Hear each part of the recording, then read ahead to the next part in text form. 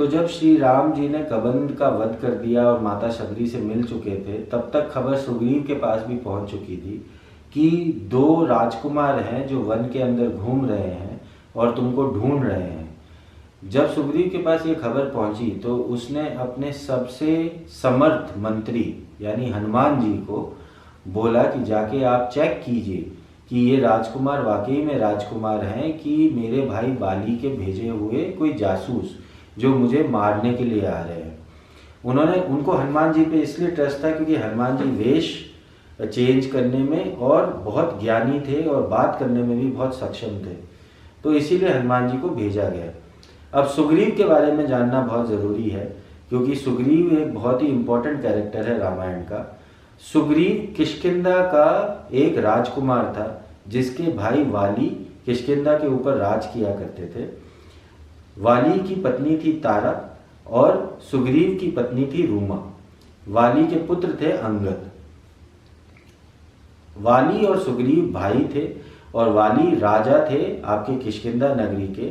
एक समय पे वाली को मायावी नाम के राक्षस ने चुनौती दी, तो उसको ये पता नहीं था कि वाली को वरदान है कि उसके गले में एक हार पड़ा हुआ है जिसकी वजह से वो दुश्मन की आधी शक्ति खुद ले लेता है।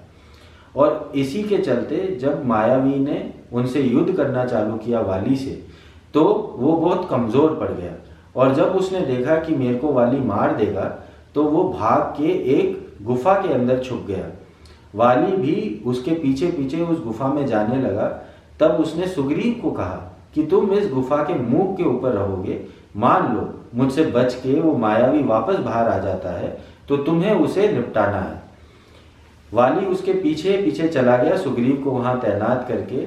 दिन बीते, महीने बीते, कई महीनों तक जब वाली उस गुफा से निकल के नहीं आया और एक दिन सुग्रीव ने उस गुफा के अंदर से एक चीख सुनी और साथ में एक खून की धारा भी बहती हुई देखी।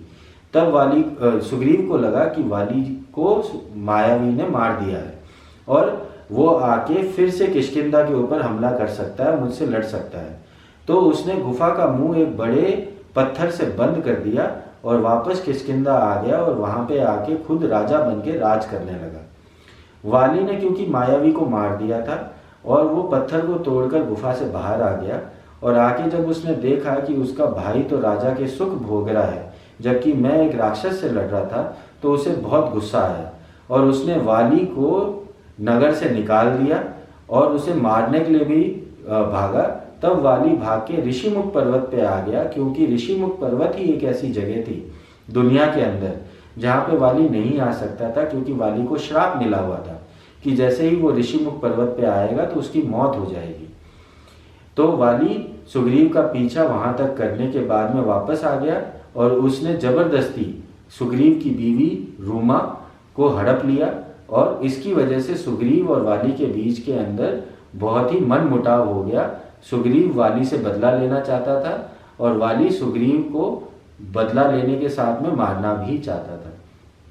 तो ये सुग्रीव की कहानी है और इस कहानी के बाद में हनुमान जी पहुंचे हैं राम जी और लक्ष्मण जी के पास में ये देखने के लिए कि वो सच्ची में राजकुमार हैं या नहीं है, सुग्रीव के कहने के ऊपर। और जब हनुमान जी संतुष्ट हो गए हैं तो उन्होंने अपने मजबूत कंधों के ऊपर राम जी और लक्ष्मण जी को बिठाया और ऋषिमुख पर्वत सुग्रीव जी से मिलाने के लिए निकल पड़े।